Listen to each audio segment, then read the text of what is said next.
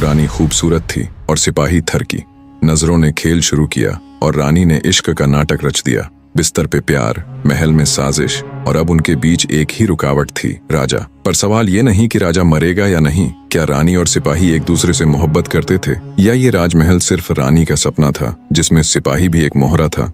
राजमहल के पिछवाड़े बने अस्तबल में, जहां अक्सर केवल घोड़े बंधते हैं, उस रात एक सिपाही की नजरें किसी और चीज से बंधी थीं। वो देख रहा था रानी सौम्या। एक लाल रेशमी पर्दा सरकाया गया और छांव में खड़ी रानी की पीठ दिखाई दी। सिपाही रुद्राक्ष की मुट्ठी कस गई। उसकी आंखों में वो आग थी जो रानी को पिघलाने के लिए काफी थी। रानी की नजरें पीछे मुड़ी। वो जान चुकी थी कोई उसे देख रहा है, पर मुस्कुराई जैसे उसे ऐतराज नहीं था। सैनिक अगर घोड़े से ज्यादा किसी और पर ध्यान दे तो या तो उसे मौत मिलती है या मौका। वो पलटा। रुद्राक्ष झुक गया, पर आंखें नहीं झुकी। अगली सुबह रानी ने अपने दासियों को आदेश दिया, आज रात्रि का भोजन अस्तबल के पीछे वाले बाग में लगेगा। अकेले राजा दरबार में व्यस्त था। सैनिक रुद्राक्ष वहीं खड़ा था जहां रानी चाहती थी। महारानी आज्ञा, उसने पूछा। सिर्फ आंखों की आग देख रही थी, अब उसकी तपिश महसूस करनी है, रानी ने धीरे से कहा। रात की चांदनी में रानी ने अपने हाथों से शराब परोसी। तुम्हें मेरी आंखों में डर नहीं दिखता? डर नहीं रानी, चाहत दिखती है। उनके बीच कोई पर्दा नहीं था, न सामाजिक न भावनात्मक। रुद्राक्ष ने रानी का हाथ पकड़ा। रात छोटी है महारानी, पर हुक्म बड़ा। रात लंबी हो गई। उनके जिस्म लिपटते गए और रानी के होंठों से एक बात फिसली। राजा, अब बोझ लगता है। रुद्राक्ष के कान में जैसे जहर टपक गया हो, लेकिन उसे मीठा लगा। तो चलिए ताज से बोझ हटाते हैं। अगली सुबह राजा की तलवार गायब थी। महल में चुप्पी थी। रानी के श्रृंगार में आज पहली बार कमल नहीं, काजल ज्यादा था। राजा अब कितना जिएगा? रुद्राक्ष ने पूछा। रानी ने उत्तर नहीं दिया, बस उसके होंठों को चूमा। रात को रानी और रुद्राक्ष छत के कोने पर बैठे थे। नीचे राजा अपने कक्ष में एकांत में सोया था। झर तलवार से तेज होता है, रुद्राक्ष ने कहा, और चुंबन झर से भी।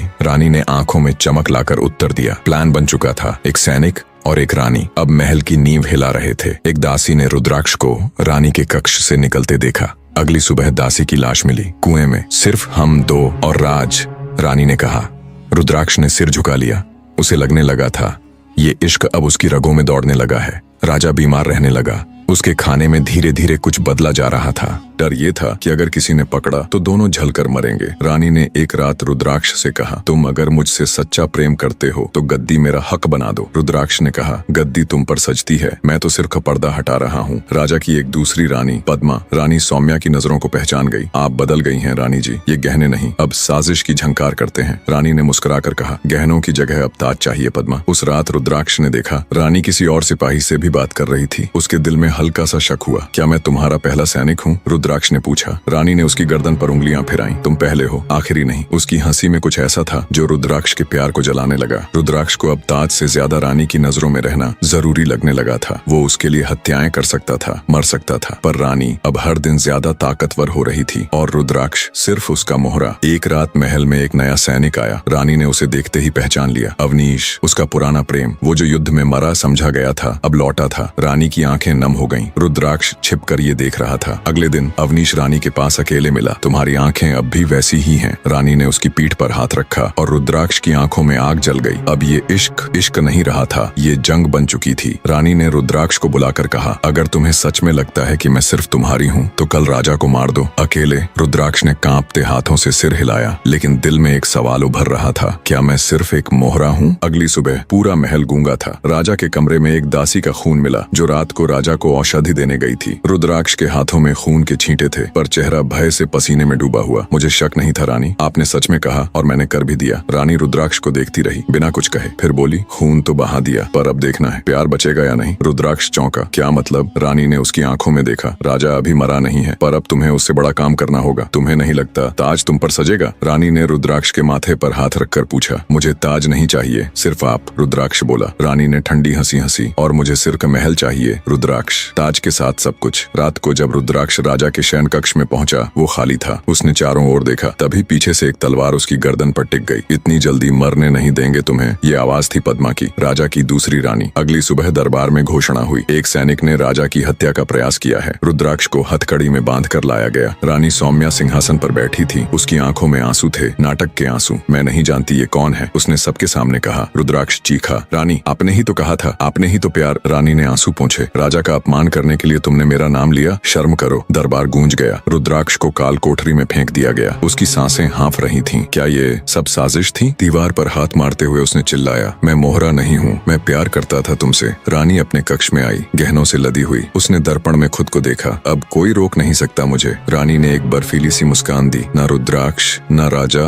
न पद्मा। उसी रात राजा को महल के विशेष हिस्से में छुपा कर रखा गया। रानी ने खुद उसके लिए शराब तैयार की। ये तुम्हारी आखिरी रात है महाराज, उसने कहा और एक प्याले में झर मिला दिया। लेकिन जैसे ही रानी शराब लेकर राजा के पास पहुंची, वहाँ कोई और खड़ा था। अवनीश, तुम क्या सोच रही थी? मैं सब कुछ देख नहीं रहा था। रानी के चेहरे से रंग उड़ गया। अवनीश ने धीरे से कहा, मैं तुम्हें वापस पाने आया था, पर तुम आज भी वही हो जो सिर्फ ताज से मोहब्बत करती है। रानी का चेहरा सख्त हो गया। तो क्या करोगे? मुझे मारोगे? अवनीश ने उसके सामने एक पत्र रखा। रानी सौम्या की साजिशों का राज मैंने इसे पूरी सेना को भेज दिया है। रानी कांप गई। तुमने मुझसे खेल खेला? अवनीश, नहीं रानी, तुमने सबसे खेला। राजा अब सब जान चुका था। पद्मा, अवनीश और राजा तीनों मिलकर रानी की हर चाल को समझ चुके थे और रानी, उसे बंद कर दिया गया उसी कमरे में जहाँ वो साजिशें रचती थी। उधर रुद्राक्ष को फांसी दी जाने वाली थी, लेकिन आखिरी समय में उसे एक पत्र मिला। तू वफादार था, मैं नहीं थी, मुझे माफ कर दे। सौम्या। रुद्राक्ष की आंखों में आंसू थे। मैं वफा कर बैठा और वो साजिश। महल की सुबह भारी थी। रुद्राक्ष के फांसी का ऐलान कर दिया गया था। दरबार में सब मौन थे। एक सिपाही ने कहा, क्या कोई आखिरी ख्वाहिश है? रुद्राक्ष ने धीरे से कहा, उसे देखना चाहता हूँ जिसने मेरी मोहब्बत को मिट्टी बना दिया। उधर रानी सौम्या को लोहे की जंजीरों में बंद कर रखा गया था। उसकी आंखों में अब कोई चमक नहीं थी, पर होंठों पर अभी भी मुस्कान थी। ये ताज कभी किसी का हुआ है क्या? मैं तो बस खेल रही थी। फांसी का फंदा तैयार था। भीड़ में सन्नाटा था, जैसे कोई नब्ज ही नहीं थी। रुद्राक्ष की आंखें बंद थीं। मैंने सिर्फ मोहब्बत की थी, साजिश नहीं। इसी बीच एक धमाका होता है। राजमहल के एक हिस्से में आग लगती है। सिपाही दौड़ते हैं और वहीं से भाग निकली रानी सौम्या। रानी ने एक सिपाही की तलवार छीनी और दो को काट डाला। वो अब दौड़ रही थी रुद्राक्ष की फांसी रुकवाने। पर क्या अब भी प्यार था या फिर एक और चाल? फांसी के मंच से रुद्राक्ष ने उसे देखा। तुम आई हो? रानी दौड़ती हुई बोली। मैं सब खो चुकी हूँ, पर तुम्हें नहीं खो सकती। रानी मंच पर पहुंची। सिपाही उसे रोकने ही वाले थे, पर रुद्राक्ष ने कहा, रुक जाओ, उसे आने दो। रानी उसके सामने खड़ी थी। मैंने तुमसे खेल खेला, लेकिन खुद हार गई रुद्राक्ष। रानी की आंखें नम थीं। तुम्हें मरते नहीं देख सकती। मैं भी तुमसे प्यार करने लगी थी। रुद्राक्ष की आंखों में झलक आई। तुम्हारा हर झूठ भी अब सच लगने लगा है। रानी ने अपनी तलवार खुद की छाती में घुसा दी। अब न ताज चाहिए, न तख्त, सिर्फ माफी।